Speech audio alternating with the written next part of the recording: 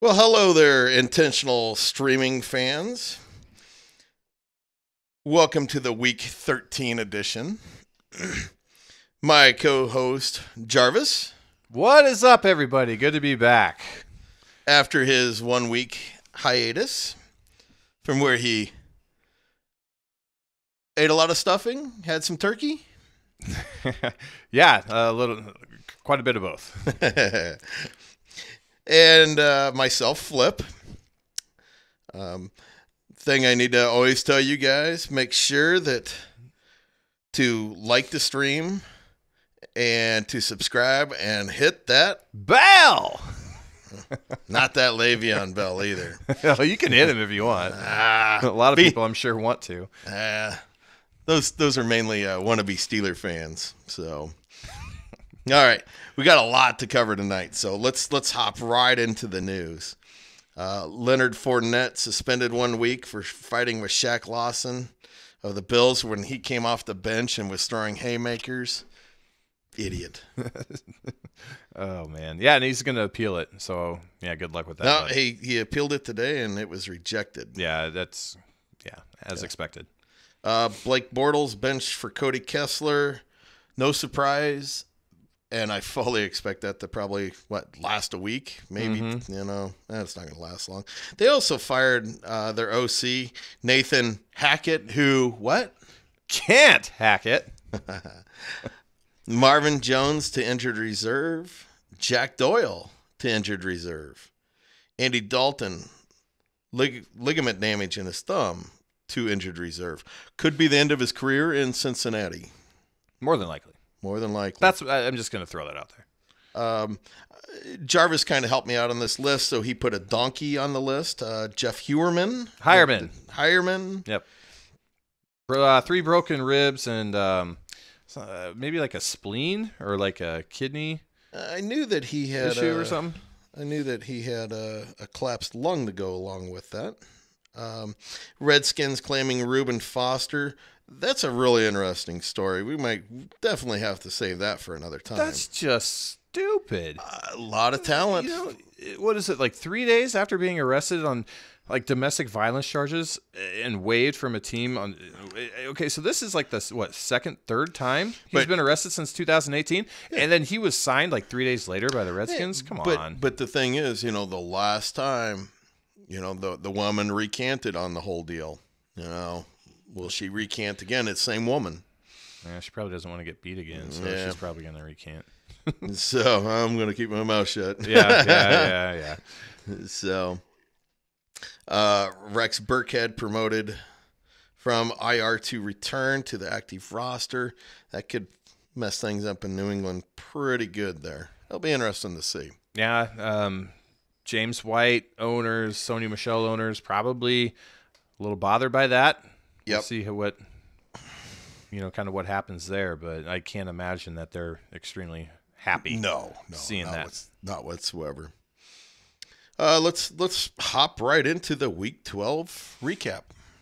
Yeah, so another wild week. Week 12 in the books. Week 12 featured 4 teams going 2-0. Mike, Kroll, Will, and myself.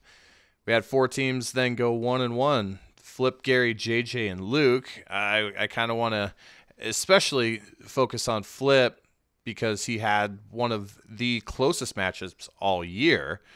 That was between him and Darky, only separated by 1.46 points. So we'll just keep an eye out for those Thursday stat changes. And, that was JJ. JJ. Whoops, my bad. I believe JJ put up his high point for the year. That was JJ. Yes, it was. Absolutely. Yep, I misspoke. But yeah, we got to keep an eye on those Thursday stat changes because, something like that, I mean, it could potentially swing, so we don't know.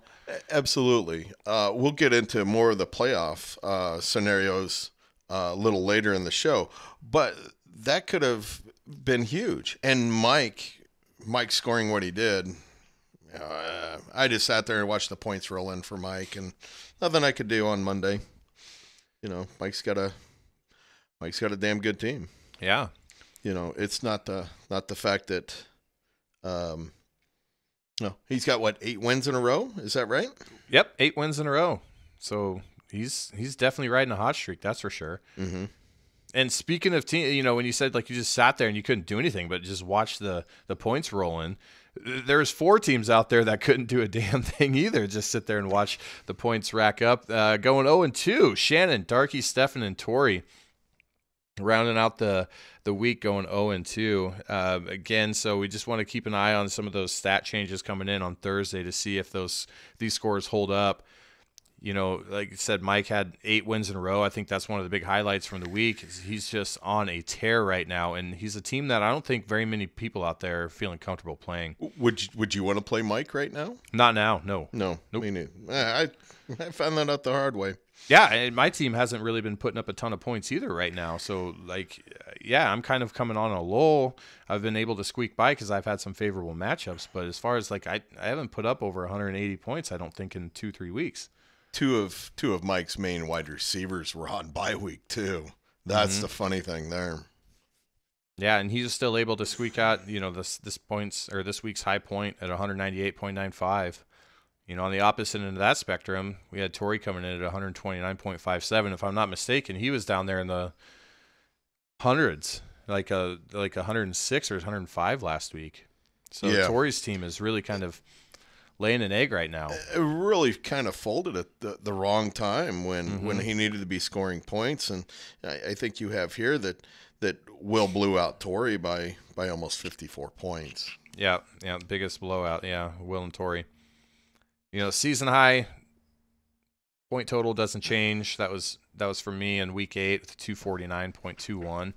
And the low point is now Luke, which was set in week 11 at 102.94.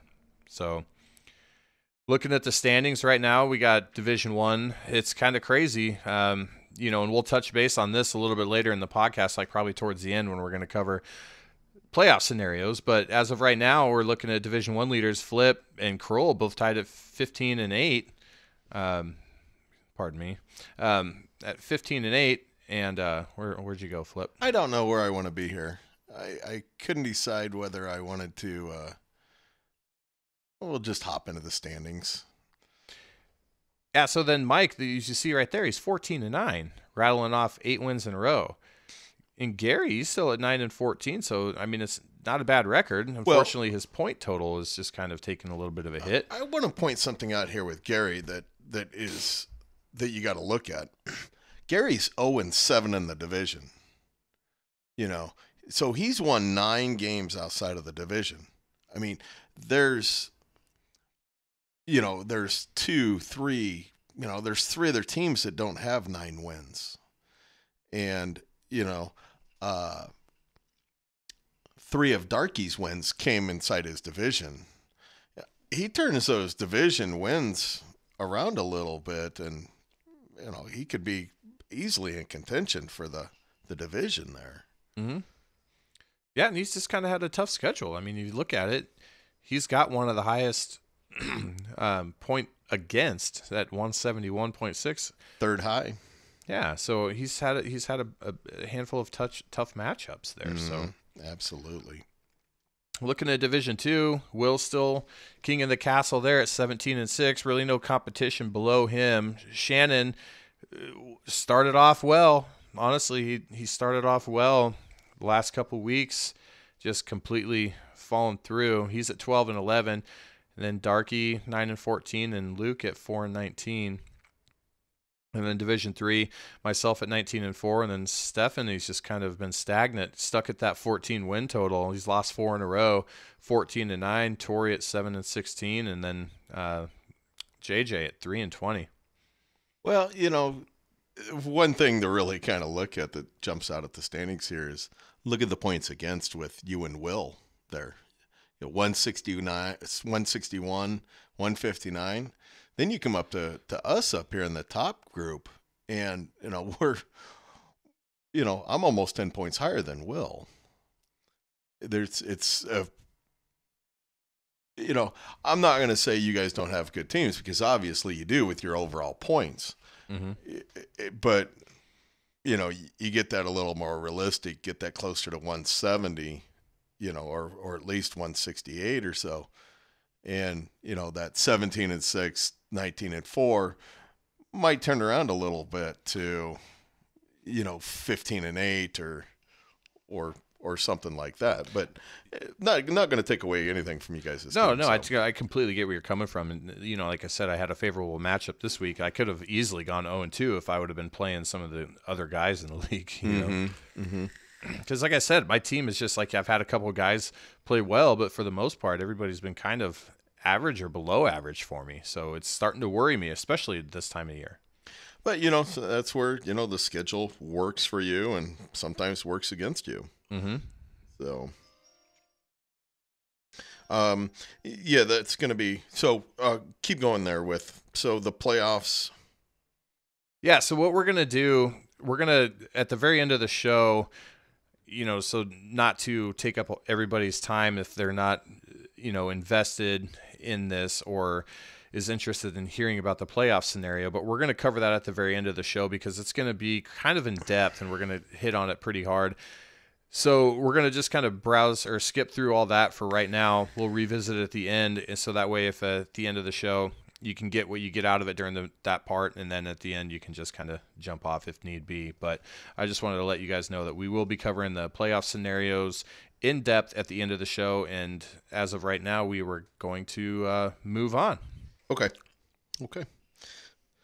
The race for the 300, it's somewhere. I didn't calculate it this week. I only picked up like 10 points against Will, so I think I'm somewhere right around 115 back or so. I don't think I can catch him. Will's just scoring too much. He really is. He's just got too damn good of a team. So let's hop into our favorite section, the supers and poopers. Everyone's favorite section. Absolutely. So I'll kick it off. This week's super goes to my co-host, Flip. Juju Smith-Schuster. Dude. Whew, boy. Exciting. So Juju, he throws up a 37.9 point performance on the road in Denver. Had 13 receptions, 189 targets, a touchdown on 17 targets. I looked at that. Antonio Brown had 13. Juju's kind of slowly moving into the number one wide receiver spot. I think so. And a lot of it is the fact that Antonio Brown draws so much attention. Mm-hmm. Part of it's probably the fact that they don't have to worry about Le'Veon Bell in the backfield. So I think it absolutely does free him up. And this guy's a supreme talent. Like he's not doing well just because of the role in the situation. He's doing well because he's really good. When he caught the touchdown. The 97-yarder, is that what you're talking about? 97-yarder. I'm like, no way he's going to outrun those guys. He's really not that fast. He's only like a 4.52 guy. Didn't he have like a 99-yarder last year? If I'm not mistaken. I think he had another 97-yarder. And I'm a really crappy Steelers fan right now because I don't remember it. And I just thought of it, so I hate to put you on the spot. But for some reason, I was thinking he did. I know they said something like he's the only player in NFL history to have two 97-yard receptions, for touchdowns. Yeah. Or something silly like that. But, yeah, I mean, this guy's he's a monster. He can be a monster. This week showed it. That 97-yarder, granted, was a big portion of the 189 yards. But the 17 targets, 13 receptions, that's a high reception, percentage that I would like out of my receiver. And the big part, and he helped stave off JJ for you in that very, very close win. So that's why I've got him in as my super this week. He helped you stay at the top where you're at. Well, you take out that 97-yard touchdown and, take off the one reception. And that's still 12 receptions for – hey, you still got 90 yards. Yeah, you still got 26, 27 points right there. So can't complain. No, not at all. My super for the week. And I'm glad you picked this guy, by the way, because I was really torn between these two. This is a guy that I really can't find. Geez, I'm drawing a blank on where he's at. He's on F and G. F and G, my bad. This There is Christian McCaffrey. This is a guy who I honestly didn't think would ever really make it in the NFL as a running back. Oh, I'm so eating my words here. 17 rushes for 125 yards, 1 rushing touchdown, 11 catches for 112 yards, and 1 receiving touchdown. Caught all 11 of his targets. Absolute monster. And you're right, because when you look at this guy, he's 5'11", 205 pounds. He's not overly big. He's not designed. He doesn't have the build. He doesn't have those Maurice Jones-Drew legs. You know, he doesn't have those tree trunk legs. No. But my goodness, I mean, production is not at a minimum with this guy. You know, and Seattle's defense is a little beaten up. I mean, 21st against the pass, 21st against a run, 13th against a pass, and he just tore him apart, made him look pathetic. I'm so impressed with him. And look at it, his least productive performance as far as fantasy goes was Week 6 against the Redskins. He's had 13.6 points. And that's pretty sick when you look at it. You know, and I'll take that out of a running back. But wow. You know, when he doesn't score a touchdown last week against the Lions and puts up 17 points, you know you're doing something right. Yeah, he's just so valuable, especially out of the backfield catching passes in a full point PPR league. Yeah, he's rock solid week in, week out. And look at his matchup next week. He goes against the Bucks. Could he be a contender already for Super next week? Yeah, exactly. You look a couple of weeks down the road, and I know Darky's not in the playoffs, but he's in the I don't want to call it the losers bracket, even though it actually is. Those guys are still fighting for the draft spots. Yeah. And the number 1 pick. But going up against the Saints, that's going to hurt. So, but he's got great matchups all the way. He's fun to watch. He really is. Okay, and your pooper for the week? Yeah, so my pooper, this one's kind of tough, because I understand there's some outside variables happening right now with this particular person, but I've got to throw it out there. My pooper for this week is Shannon, just in general, like the owner. I think there's been some lapses, some mental mistakes, either some oversights or just not getting around to putting in the effort to put a lineup in. But this week I played against him, and in his starting roster had started Ryan Fitzpatrick, who wasn't starting, who wasn't playing. And then also started Jordan Hicks, linebacker from the Eagles, who was out for the 2nd straight week. And he started him in both of those weeks. So he's had back-to-back weeks with getting 0 out of his linebacker. Flip, this is crunch time. Yeah. And the most important part is it's like he's in a battle with Mike for that 6th overall playoff spot. Well, it's not only a battle with Mike, but it's a battle with Stefan. And it's not even that, because I'll go through this a lot more, but it's a battle for the total, position. Well, yeah, and this week he scored 165 points. Yeah.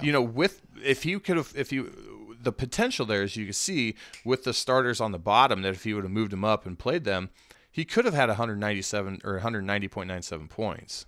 And that's a 25-point swing that he could have used to help kind of stave off his edge for that 6th overall playoff spot based off of points. And he would have pulled off, 1 or 2 wins because of that? He would have got a win there. He would have beat me. And would have beat you. Mm-hmm. I hate to, if you hadn't put him as a pooper, I would have. And, I love Shannon to death. I've known Shannon for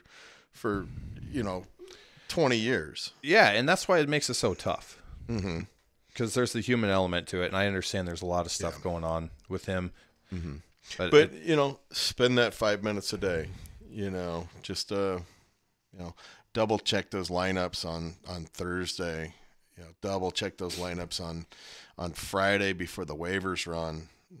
And of course, spend that few minutes on Sunday morning. And I wouldn't want to just flush $150 away and go from there when you have a shot at winning $700. So exactly. I mean, you throw in a couple of players and he's got a good team. He does have a good team and a contender too. Mm-hmm. So, and my pooper is Willie Snead for Darky as well. So Darky gets my super and my pooper. He gets the whole enchilada here. He's getting the super pooper sandwich. The super pooper sandwich. There we go. Willie Snead was. I don't understand that. Did he get any targets? No. Whoa. No. This is a guy who the last.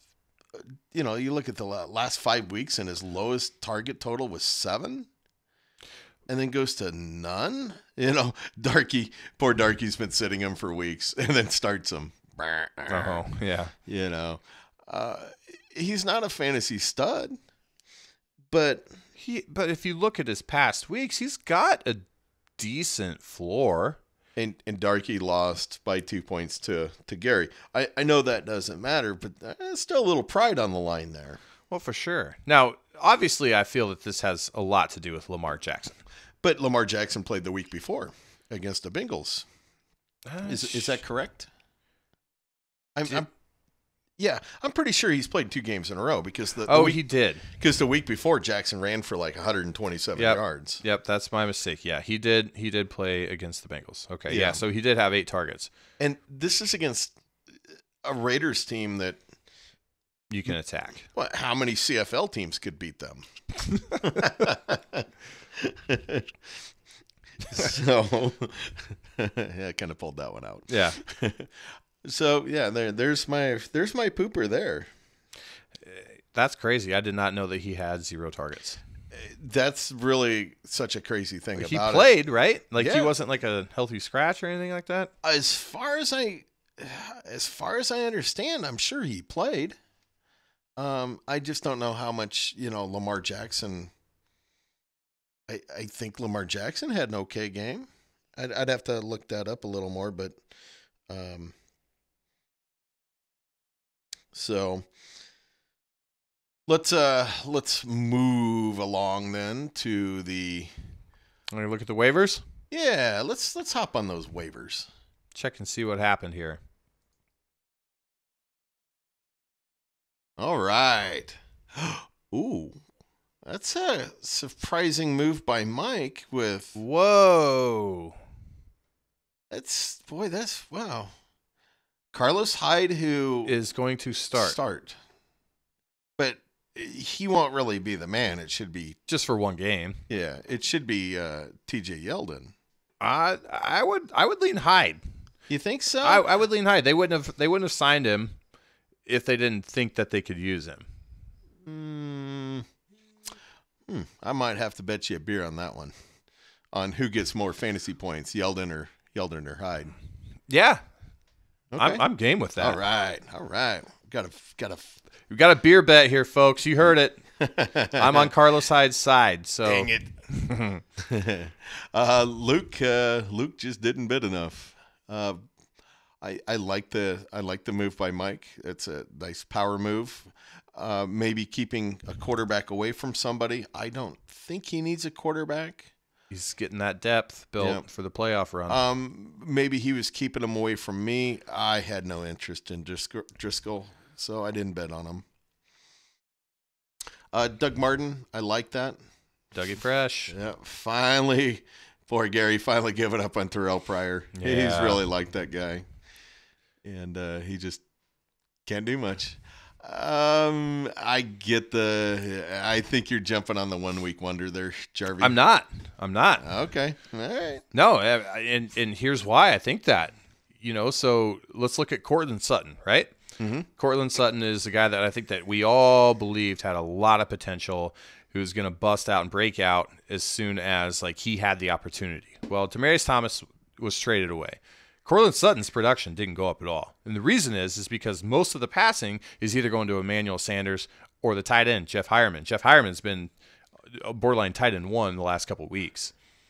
But he gets hurt. He gets hurt. We saw the step up of Matt Lacoste last week. Against one of the worst. Look at the playoffs. Look at the final playoff schedule, though, for the Broncos. Very favorable. Very favorable. Very favorable. And I expect Lacoste to continue that Hireman role, getting 5, 6, maybe 7 targets a game. You know, as a guy that I want on my team to back up George Kittle in case something happens to him, I'm good with that. No, I get it. I just think you're going to be a little disappointed in his output. That very well could be. Mike with the Saints D. That's good. That is a good move. Pickup. It is. They've been really, really scary good lately. Derwin James. I hate to say I don't know really anything about Derwin James. I get the Khalil Mack drop. You just can't start those outside guys. No. Yeah, even when they blow up on their sacks, you just can't do it. Okay, I get the kicker move here. Kansas City's really been flying high. Eagles have not. Kyle Van Noy, I think that's another outside guy, or is he an inside guy? Well, it's from Mike, so I'm not gonna say. You know, Mike likes to stream those linebackers. Gerald Everett, that's a guy I love. I love that pickup there, Luke. That's a guy that I'm so high on. He's just having problems really getting targets in that offense. I really like him too. I couldn't go after him though, just because of the target share. And then who's the other one? Higgins? No, it's not Higgins. Is it Higgins? Who's it's Higgins, isn't it? Higgins, yeah. So I do like that move. Yep, I'm okay with that for sure, especially for $1.17. Yeah. It's a steal. Yeah, and JJ, this just makes me sick. I hate having Dallas players on my team, but he's a kicker at least. Hopkins has really gone downhill, so I don't know, he's like 15th or so I needed to make the move. My Buffalo D, that's going right to my taxi squad. I'm actually that's actually a move for next year. And that's where I put the comment there, goes to open spot on the taxi. So I throw out a little secret there. So I keep a defensive player and a defense on my taxi squad generally towards the end of the year, so I don't have to draft them next year. Yeah. So makes sense. There's my super secret. And here we go. Anthony Hitchens, I had to give up on him. He was just too many. The week when he got a 0 just angerfied me. So well, yeah, I mean it's recency bias, you know, like you get those guys that just burn you bad. The first thing you want to do is just get as far away from him as you can. Yeah. And picking up the other donkey guy I got on my team, my linebacker, he scored really good this past week. So Mr. Todd Davis? Yeah. And, dropping TJ Watt, he just doesn't get the tackles. Those outside linebackers in that 3-4 defense just do not get the tackles. So, all in all, very interesting. Not overly surprising, I guess, that more people didn't go over after Driscoll. It's a guy you can't keep for next year. Does he have some trade value? Possibly. Is he in the running to be the starting quarterback next year in Cincinnati? My first gut is going to say no.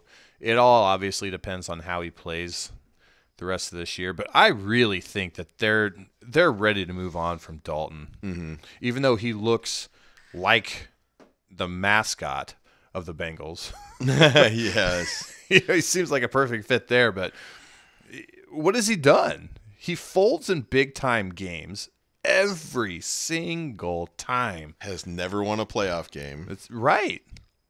I think they're ready, and this is a good excuse. I think they probably messed up by getting rid of McCarron, but I mean, they couldn't have kept him for another year. Well, McCarron quickly got booted out of Buffalo to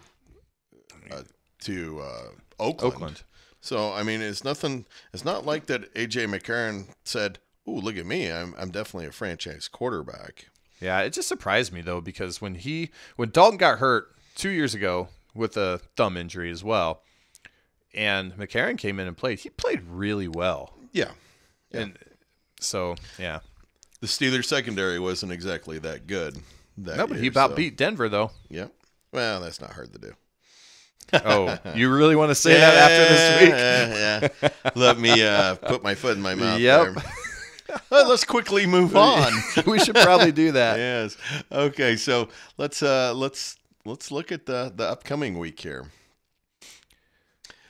Let's see what kind of matchups we got here. We got some important ones, Flip. There might be. What do you think? 1 or 2 decent games this week, maybe, or is there like 6 really big games this week with playoff implications? That's what we need to look at. Do you want to go over our starts and sits, or do you want to hop right into looking at this? Do you want to go into the playoff matchups? Well, we can do our starts sits real fast, and then we can spend the rest of the time on the playoff implications, because Flip, he threw on the white lab coat, fired up some Bunsen burners, stirred up some potions and some experiments, and went mad scientist on us all and created a big playoff scenario. So I'll tell you what kind of brought it all on is Monday I was watching that little rover land on Mars. and just thinking how cool that was. So then I thought, well, let's get in the little playoff scenario. And then I was like, holy cow, if I can pull this off, I need to call NASA and get a job. And then I really couldn't pull it off, so I decided not to. Yeah, so Flip's rover won't be landing on Mars anytime soon. No, absolutely not. But all right, so first game right off the shoot here. Flip and Kroll. We got these two guys are tied for the record in Division 1. Now Flip's got them on points, but who knows? This is a big game. Yeah, Kroll and I always have really close battles. I think I probably have him on series record. Probably not by. I think I've lost to him twice this year. I'd have to look back for sure on that. But Breeze and Watson. He gets your boy Eckler. Yeah, and he's actually my sleeper of the week. So we'll go right into that. Like, I'm glad to see that Kroll put him in there. I'm all about Austin Eckler this week. He's on the road against the Steelers. He's their number one guy while Gordon is out. Now Gordon could be out 1 week, 2 weeks, 3 weeks. He could be out throughout the regular season. We don't know yet.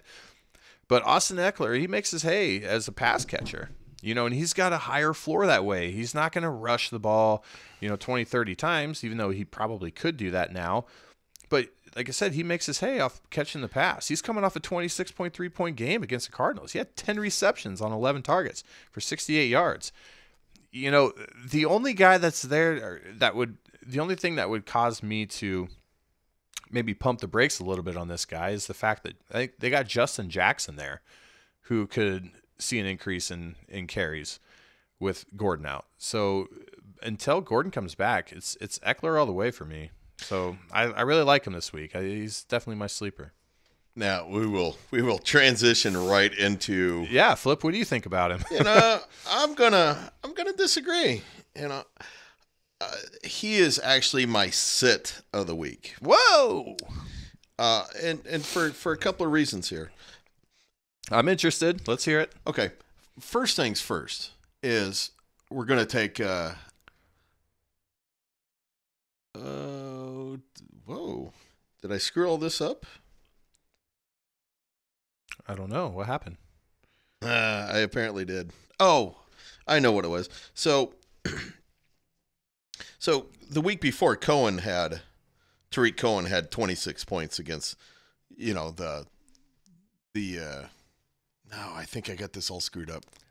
Are you saying that you feel like he should be playing Cohen over Eckler? No, he doesn't even have Cohen. So Yeah, he does.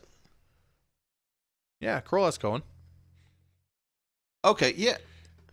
Oh, okay, yes.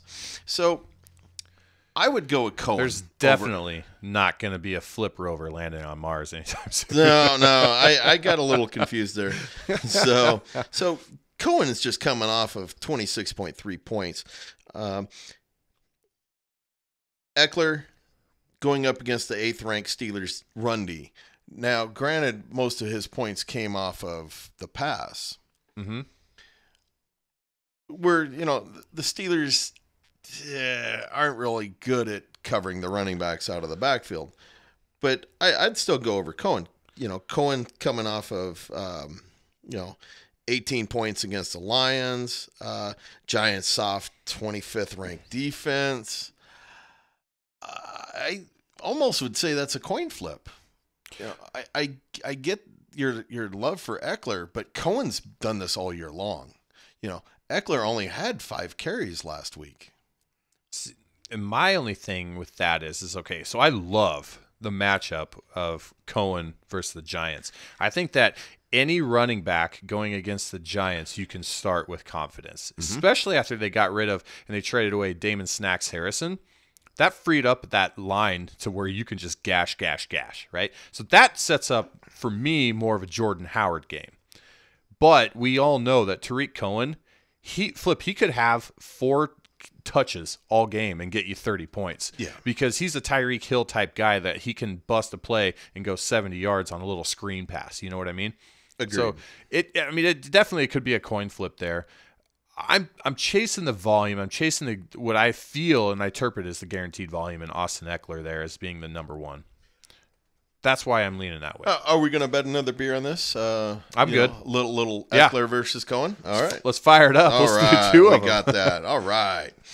Now, my what I would really like Kroll to do is my real sit for the week is Kroll sitting Breeze, Kamara, and Thomas. just so I can get a win. You listening, Kroll? You gonna follow that advice? Kids gotta hope, right? We all know that's not gonna happen, though. So that's gonna be a great matchup. Myself and Gary. Gary's a little banged up right now as well. His wide receivers. Wow. Probably wouldn't. None of them would probably start for any of the playoff teams right now. They're just Kelvin Benjamin's just sunk him. Brandon Marshall went nowhere. Ross has gone nowhere. There's next year, Gary. There's next year. He's got some solid running back play there, and we see teams that have really good, 2 good running backs, and the rest of their roster is kind of a little bit weaker, but they're still putting up some points. So Gary's got 2 solid quarterbacks. Yes, and he'll turn one of them into at least 1 first-round pick. Oh, absolutely. Yeah. Yep. And Kerryon Johnson, he's going to be a stud for a while. Yep. And I like Breda. Yeah. Yep. It's just tough landing those stud wide receivers. It really is. I think Gary's tack for next year should be wide receiver focus. Yeah. Or, you could even trade one of those top quarterbacks for a wide receiver. A pretty good wide receiver. Yep. I got Sammy Watkins for you, Gary. Kroll and Mike. Now, I'll tell you this. This might be the biggest matchup so far. Well, Kroll and I might be playing for the division. Yep. But Mike is playing for his playoff life right here. Very well could be playing for his playoff life. And look at that, 194. No, Mike's only at 164. He actually did change his lineup today. Looks like he is short. I'm not sure what he's missing. I'm telling you right now, Mike finds a way to get into the playoffs and Dalvin Cook catches fire, fellas, it's all over. I think Mike is going to take this. I think he really could. I do. Chubb is just a stud right now. Mm-hmm. And Dak Prescott, even though he hasn't been a very good quarterback, after this Saints matchup, if you look at his remaining schedule, he could be a top 5 quarterback the rest of the year. That's scary. The big problem is look at Kroll, 194. Yeah. That's just impressive. This is going to be wild. Absolutely. We'll get more into that later. And this is also big for Mike as well against Gary. And I think Gary's all set on his lineup, it looks like. I don't think he's got anything sitting down on the bench. So, Mike's got a 14-point lead. He does need to put in a linebacker. That's what was missing. So, which I'm guessing he'll put in Van Noy that he just picked up. Yeah. So on paper he should beat Gary, but we'll see if Gary's a little playoff wrecker here. That'd be fun, wouldn't it? Yeah. Darky and Luke, we'll talk about you guys in a couple of weeks. So Darky, he's starting AJ Green, which word came out that, hey, it looks like he's gonna try and give it a go and play. Just really quick, I just wanted to hit on this real fast, but AJ Green's my sit of the week. Oh yeah, absolutely, with Driscoll in there. Yeah, I mean he's coming back off of his toe injury, so he's gonna be playing less, at less than 100% now, and he's without Dalton. Jeff Driscoll starting. The Bengals the last 3 in a row, and what do they have to play for? Why is it worth the risk to throw him out there? I mean, he's probably going to be on a snap count, I would assume. But the big question is, who do you start? You can't start Gabriel. I don't think you can really start Hogan. Crabtree? You can't start Willie Snead after a 0-target performance last week. Yeah, I'm just really. Yeah, I guess, yeah. I would probably, 3 for 21. The only thing that saved him was a touchdown. Boy. Yeah. Oh, boy. I agree with you. I just don't know who you would start. I'd throw out Gabriel. I think if I had to bench. Now, obviously, like looking at it with those options, you probably are still going to want to maybe go AJ Green, just because even him at less than 100% is probably better than the rest of those guys at 100%. But if you have some options there and you're feeling a little bit better about him, all I'm saying is that don't expect too much out of AJ Green this week. And Taylor Gabriel was.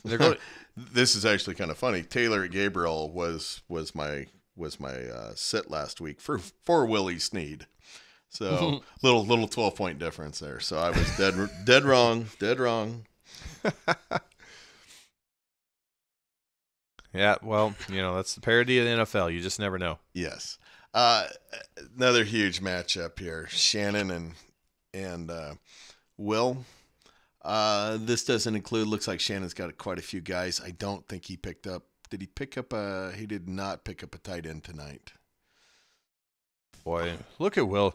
197. I'm terrified of Mike and Will right now. I am, especially Aaron Jones. Okay, so he's actually my starter this week. He's going to be playing at home against the Cardinals. The Cardinals the Cardinals have given up the most rushing touchdowns in the league, right? And they seem to be sending everybody on their defense to the IR. Mm-hmm. Aaron Jones has had 4 touchdowns in the last 3 games, and he should get an opportunity to surpass his season high in touches, which is 20 this week. Green Bay's just been so much better of a team since they've fully committed to Jones as being their primary back. We've seen this guy just take off. Look at week 10, 11, and 12. This guy's legit talented, and he's going to be their guy for a while to come, and the team is just much, much better. And you can attack the Arizona Cardinals on the ground. That's what you do. Absolutely. So, monster game. I feel monster game come from Aaron Jones. I agree. He's kind of a bell cow there. 3 to 5 catches a week out of him. He's just really a guy that honestly didn't know much about. He pulled him off his taxi and gave him a whirl. Shannon's in some trouble here, though.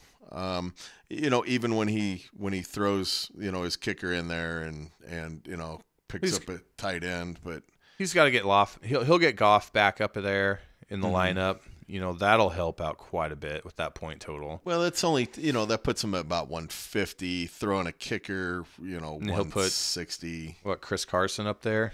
Unless he picks someone up off of Yeah, it'd have to go that way. So, but is Chris Carson really going to get 10 points? I don't think so. He could maybe get into the 170 range. But he loses. Yeah, he loses. Fournette's at 0 points. So, yeah. Okay, I see what you're talking about. But waivers run Friday. He could go out and get someone like, I don't know, Carlos Hyde. Yeah, but if he doesn't actually put in for players, he's going to take a 0 at the tight end position there. Yeah. So that's all going to be on Shannon on team management there, on whether he, puts up a fight against Will or puts up a fight to stay in the playoffs. Shannon, you can do this, man. Yeah, absolutely. You can do this. This should be a steamroll of a game. Hate to discount you there, Luke, but I believe does Luke have the shot at the dress? We'll have to look at that later. I believe he does. Flip. I believe he does. So here's another matchup. This should actually be a good battle. Darky can. We'll see if Darky takes your advice and sits Green and. Well, and again, I don't want him to say, "Oh, you have to sit AJ Green." I'm simply saying temper expectations with all of those variables factored in, and especially going up against the Broncos defense who's been playing very well. Ooh, what happened last week? What's that? They won, right? Well, but they gave up a 97-yard touchdown and almost 200 yards to one wide receiver. Didn't they have 3 turnovers? I believe it was 4, and where's that mute button? You keep doing that. You keep. Yeah. I'm trying to be nice and cordial about it. I haven't rubbed it in one time, but you insist on keep bringing up that game. Yeah. After this podcast, I'll show you the Tim Tebow. Yeah, Thomas highlight. I've never seen that and never will. Right. Here we get into you and JJ. JJ 167, 15 points behind you, just coming off a 190 what, 1 point game. His highest of the year, if I'm not mistaken. Mm-hmm. We'll see. Thinking about that, rolling in with Keenan and McCoy, that makes it even more impressive. So I think he can give you a little run for your money there. Oh, there's no doubt about it, for sure. I mean, Colt McCoy is actually a pretty serviceable backup. Yes, he is. He's definitely he's nice veteran fill-in. Yeah, I mean, I'm not going to lie. I'd feel a lot better if he was starting Jeff Driscoll over Colt McCoy, because I'm actually kind of nervous about Colt McCoy. So here's another big matchup. With Stefan. Will Torrey's scoring drop continue? Will it be so bad? I'm not sure how he's getting 14 points out of Boyd and Alshon, but okay. Man, I was foreseeing a lot different story with Torrey's team this year at the beginning of the year. On paper, it looked pretty decent. But that offensive line in New York, man, it just allows Eli to just get murdered time in and time out. And with the last couple of weeks, Tyler Boyd hasn't done anything with A.J. Green out. He's a much better and much more productive wide receiver when A.J. Green's in the game. And John Brown has disappeared, and he probably will stay transparent and disappeared when Lamar Jackson's in the game. Yes. So his big guy, Zach Ertz, had a 3-point game 2 weeks ago? Yep. So And that was after the 40-point game where he beat me the week before. Yeah, Torrey's just had a rough. And he bounced back and he scored a sixth of his points last week. So That's such a bad way to put it. Sorry, Torrey. And JJ and Torrey,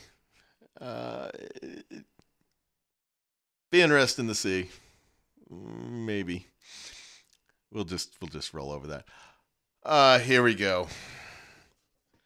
Jarvis and Stefan.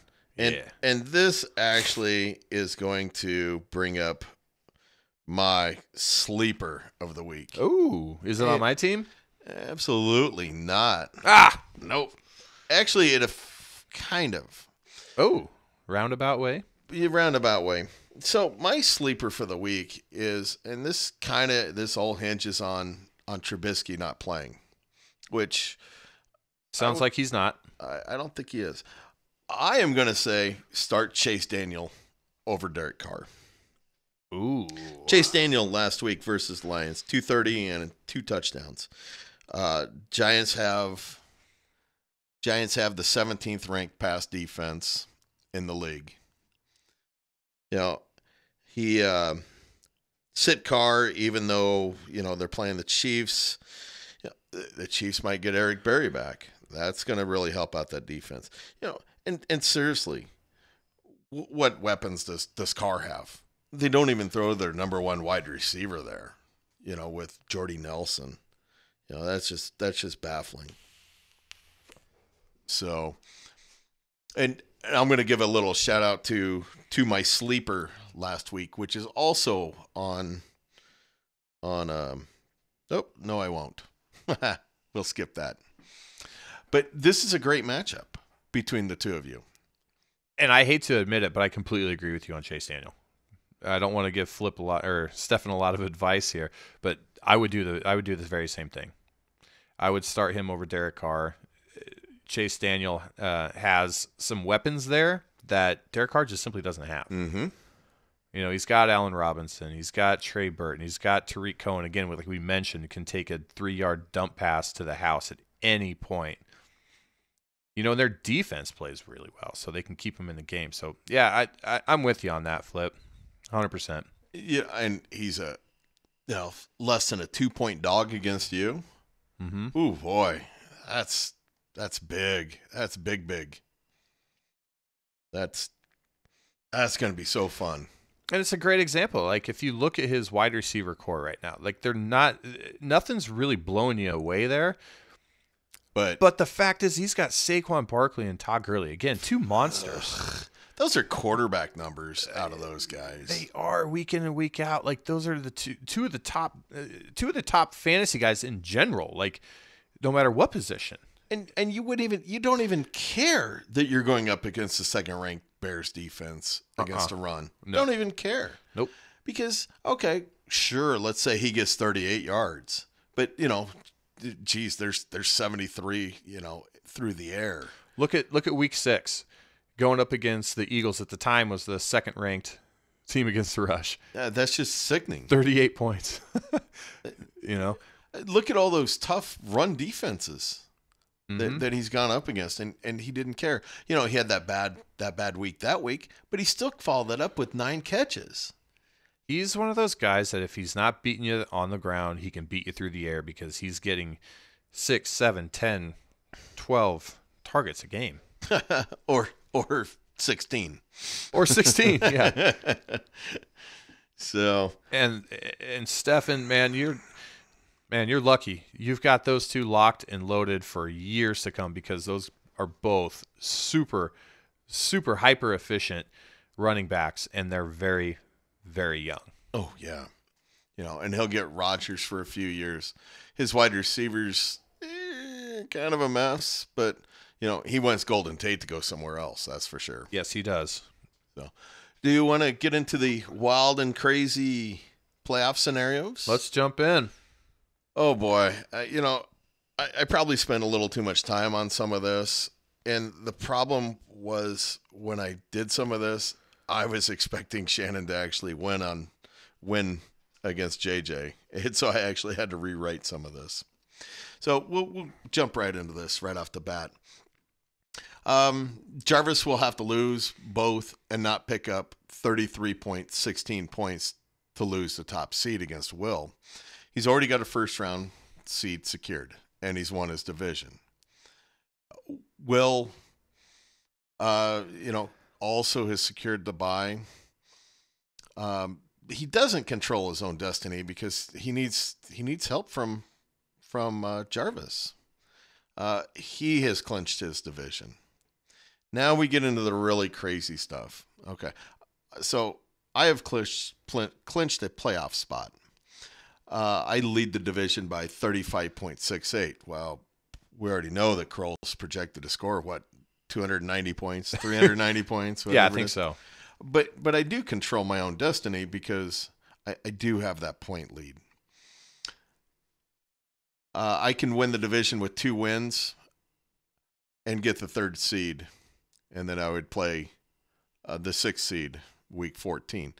I could even win the division with a loss to Kroll as long as Kroll loses against Mike, and I beat and I beat Gary. So Kroll has to lose 1 there. I could also win the division with a win against Kroll and a loss to Gary. Oh, yeah, that's the same thing. As long as Kroll does not outscore me by 35.68 points. I cannot win the division with 2 losses. If 2 losses, I could drop clear down to the 6th seed. It's that crazy. So the 3rd seed between the 6 seeds all up in the air. Kroll has also clinched the playoff berth. He needs the help to win the division. Could win the division with 2 wins and get the 3rd seed and play the 6th seed. Since we're playing against each other, that's how he would do that. As long as he would, can win the division with 1 win and picking up 35.68 points, as long as Flip loses to Gary. He cannot win the division with 2 losses. If 2 losses, he could also drop from the 4th, anywhere from the 4th to 6th seed. Stefan cannot win his division. Controls his own destiny to make the playoffs. 2 wins and he clinches the 4th seed if Mike does not win both and outscores him by 57.3 points, and Flip and Kroll lose. We would have to lose 2 games. So that's where it gets a little complicated. Kroll and I, if we only lose 1 game each, we're basically guaranteed of that 4th seed. So many crazy scenarios about the 5th seed. I just couldn't even put them out there. Can be the 6th seed with 2 wins if Mike does not pass him on points and Shannon does not pass him on points and Flip and Kroll do not lose 2 games. 6th seed if 1 win and Flip or Kroll do not lose both games and Mike wins 1 and picks up 57.3 points and Shannon does not pass him on points. It just hurts your mind having to look at this. And I'm not even sure if I'm 100% correct here. I tried to get as... I tried. That's the only thing I can say. He can be eliminated from the playoffs with 1 or 2 losses and 2 wins by Mike, and Shannon outscores him by 27.35 points. So he's not guaranteed of the playoffs by any means. Now, he's got the toughest road to actually get knocked out of the playoffs. Because of his record. Mike cannot win the division because he's just back too many points. And Flip and and Kroll and I play each other. So one of those two is going to move to 16 wins. So Mike just can't catch us on points. He also controls his own destiny if he wins 2 games. Can be the 4th seed with 2 wins and a loss by Stefan and 2 losses by Kroll or 2 losses by Flip. And Mike does not pick up 57.3 points. Your guess is as good as mine where Stefan's really going to finish. And again, too many scenarios for the 5th seed. Mike can be the 6th seed if Kroll or Flip do not lose 2 games, and he loses 1 or 2, but outscores Shannon and Stefan by 57.3 or 27.35 points. Can be knocked out of the playoffs with one loss by Kroll or I. We cannot take 2 losses though, and he wins both, and Stefan wins both, and does not pick up enough points to pass Stefan and Shannon. Loses 1, and Stefan wins 1 or 2, and he does not pass Stefan on points and does not catch Shannon on points. Loses both, and Shannon keeps his point lead. That's the last scenario there. Shannon does not control his own destiny. He needs a lot of help here. Cannot win the division. Only way Shannon's actually in it for the 4th seed. But the only way he can get that is if Kroll and I lose both games and Mike and Stefan lose both, and he passes both on total points. Again, too many scenarios for that 5th seed. For the 6th seed, Kroll and I cannot lose both, and Mike or Stefan do not end up with more total points and more wins than Flip or Kroll. Gets knocked out of the playoffs if Kroll or Flip lose both and Stefan and Mike win 1 or more games. And Stefan and Mike win 1 or more games, or Kroll or Flip lose only 1 game and Mike and Stefan catch him in total points. I don't know if you guys understood any of that. Well, I hope so, because those questions are going to be on the test. Yes. So play back, listen to the last 5 minutes, study up. They will be on the exam tomorrow. Boy, I don't know. I'm probably missing some scenarios there. I left out that whole 5th seed scenario stuff. It was just too complicated. It absolutely was. You look at the standings here, and the huge problem is you got Mike and Stefan on wins over Shannon, and you have Stefan, who he's not scoring very well lately, but he's got the lead on points over Shannon. So, and Mike's behind them both in points.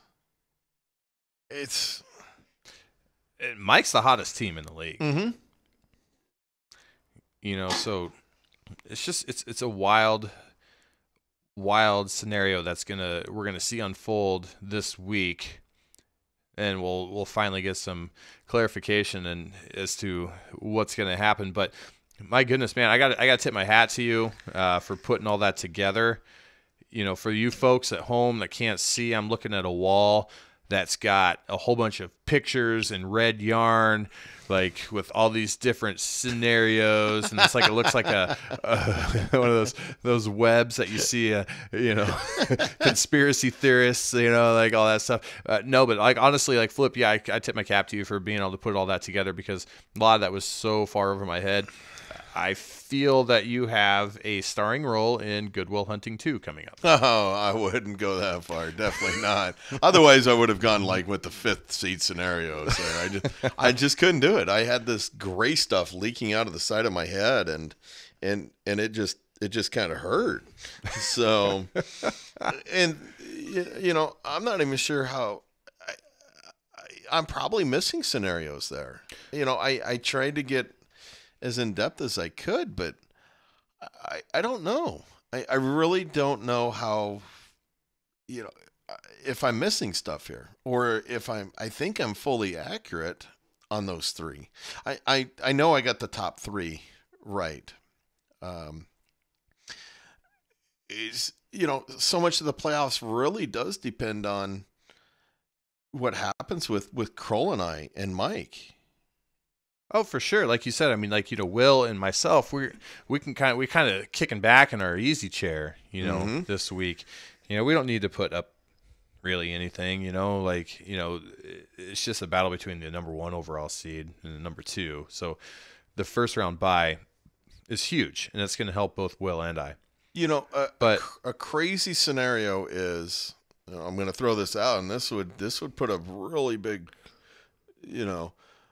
monkey wrench into the works here. Is let's say Kroll wins the division, and beats Mike, and I lose both, and let's say blah blah blah with Stefan and those guys. Well, I drop down to the 6th seed, and I take that high point, that 6th seed high point. Well, that totally negates, what Shannon can do against those guys. Against Stefan. But if Stefan loses too, he's on that big losing streak right now. And that's one thing we didn't mention about Stefan, is he's on a 4-game losing streak right now. Yeah. And he's not scoring well. Granted, he was without Gurley last week, and that hurt. And I don't think Barkley was anything special last week. He probably only got 20 instead of 40. But I'll tell you, it's really exciting. And it's so important for guys to, get those lineups in and week out. If you don't think that points matter, that 10 or 20 points matter, they absolutely do.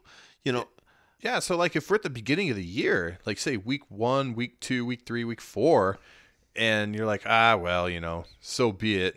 If I started somebody that was hurt or wasn't playing or was on a bye or whatever it may be, and you're thinking, okay, well, just like baseball's 162 games, right? And you're like, okay, well, it's fine, we lose early in the year, but inevitably every year it always comes down to at the very end, oh my gosh, we're a half game back, we're a game back with 3 to play, and oh my gosh, every game really does matter.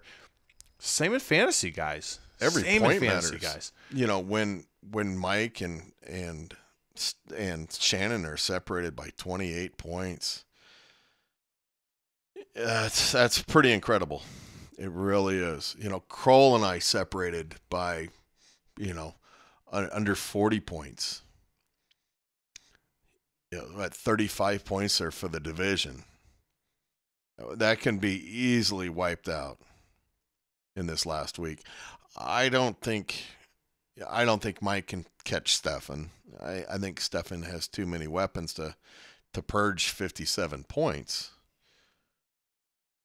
But I mean, each one of these teams are playing the top team in their division. That's why I love the schedule of you only play in your division that last week. It would totally suck if Mike had to play, let's say, Will and you. That would suck. It'd be bad enough if he had to play, Kroll and I. And I think it would really suck if I had to play Kroll and Mike this week. I might just throw in the towel. Doesn't Kroll play you and Will? No, Kroll plays me and Mike. And Mike, yeah. So, wow. it's just kind of how the schedule kind of played out, where each one of those three teams plays, a really good guy. Like, Shannon plays Will. You play against Stefan. Stefan doesn't get to play both Corn Ranch and JJ. Along with Shannon, he doesn't get the two bottom teams. He gets the two top teams. Or one, he gets to play against Will and one of the lower teams. So I feel like this is like a kind of the same scenario as like a presidential election. It's all coming down to Florida, and like you guys, Division I or Florida. Like whatever happens there is going to determine.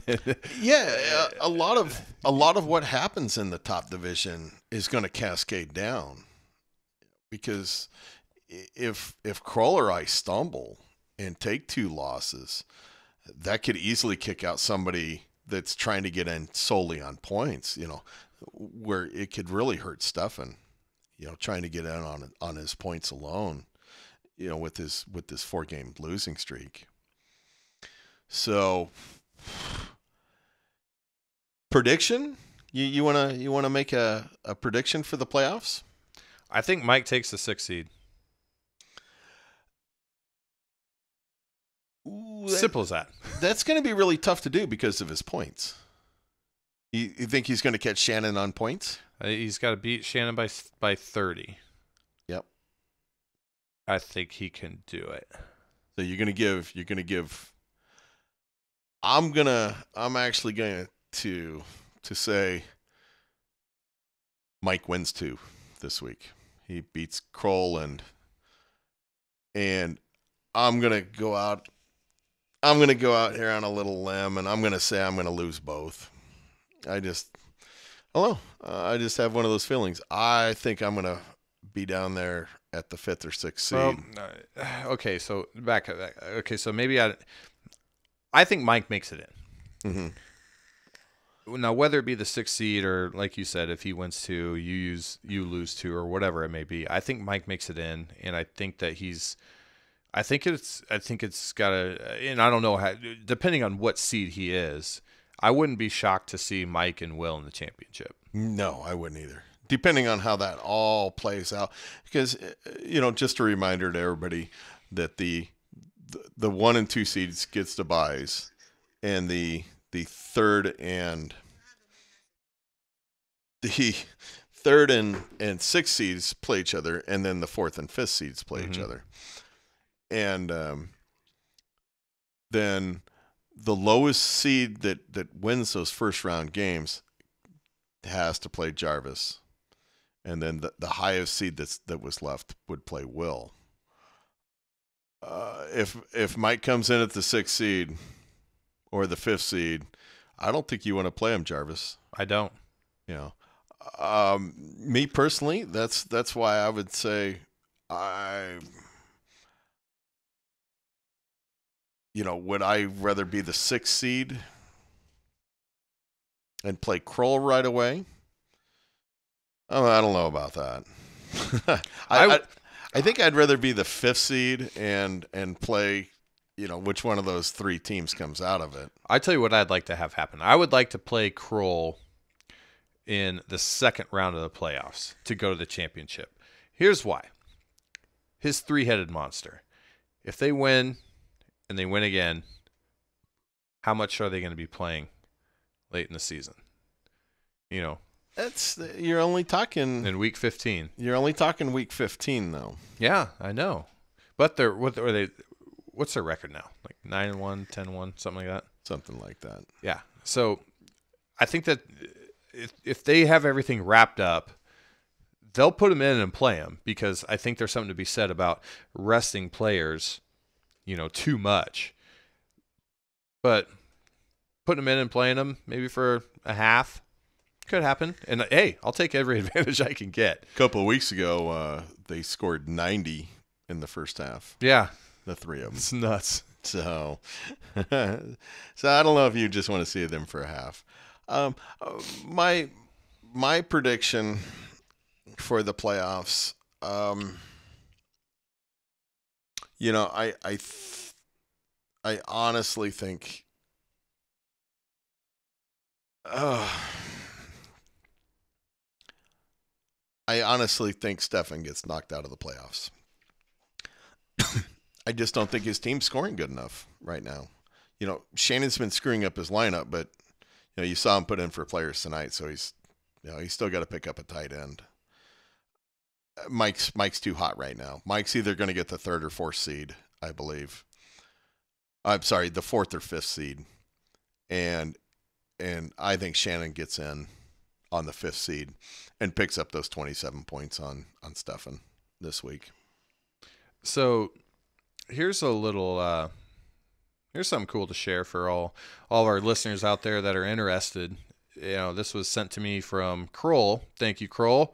But he's actually sent a screenshot of what the system, what my fantasy league is projecting for the playoffs. I think I can find that. Yeah, it's currently got myself as the number 1 seed. It's got Will as the number 2. It's got Flip. Yeah, there you go. Flip is the 3, Kroll is the 4, Stefan is the 5, and Mike is the 6th. But the problem is, the only thing is, this does not take into account the points.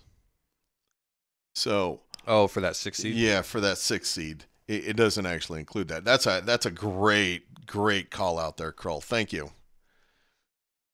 So yeah. So basically it's projecting the top 5, and then our system, the way it is working, it will manipulate that 6th seed based off of points versus overall record. So if the system is right, the top 5 on this page that's what it's projecting to go on. And then it's just a matter of whoever gets that 6th seed. Correct.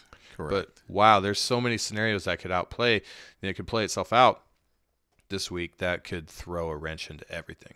Yes. It's going to be so fun to watch. It really will. So get your lineups in for Thursday. Cross your fingers. We've seen all the injuries this past week already happen. Scary as hell, isn't it? So, and for anybody out there that's not, like, right now currently projected to make the playoffs or have playoff hopes, get those lineups in, man. Be giant killers. Wreck somebody's future. Wreck somebody's playoff hopes. I love that part of it. Like, I'm in my redraft. Luke just did that to Shannon this past week. Yeah, absolutely. Luke, love you to death. You're just kind of a dumpster fire this year. Oh, here we go. Here's the points for the dress. There we go. The 1792 versus the 1723. So the dress is totally up for grabs right now. Oh. And I believe that goes through week 16. I believe. I'm going to have to double check that. I think that's what we said, though. Yeah, we'll have to check the what? The bylaws. The bylaws. We'll see if I actually have that in there. So, all right. Well, we're probably pretty long on time. So, we really appreciate you guys taking time out of your schedules to listen to us, babble on and have fun. That's, Jarvis and I do it for fun, but, we also want to entertain you guys too. And hopefully we do a bit of that. Try to give out, a little bit of fantasy advice, whether it's good or bad, Probably mostly bad, but probably mostly bad, yeah. But so, okay. Well, thank you everybody for listening to the week 13 edition of Intentional Streaming, and we will catch you next Wednesday, with our playoff preview. And we're also, we'll also break down the guys who aren't in the playoffs, because those guys are important. You guys are fighting for that number one draft pick. So, well, thank you all, and we will catch you next Wednesday. Get those lineups set. Go chase those playoffs. If you're not chasing the playoffs, chase that number 1 pick. Woohoo!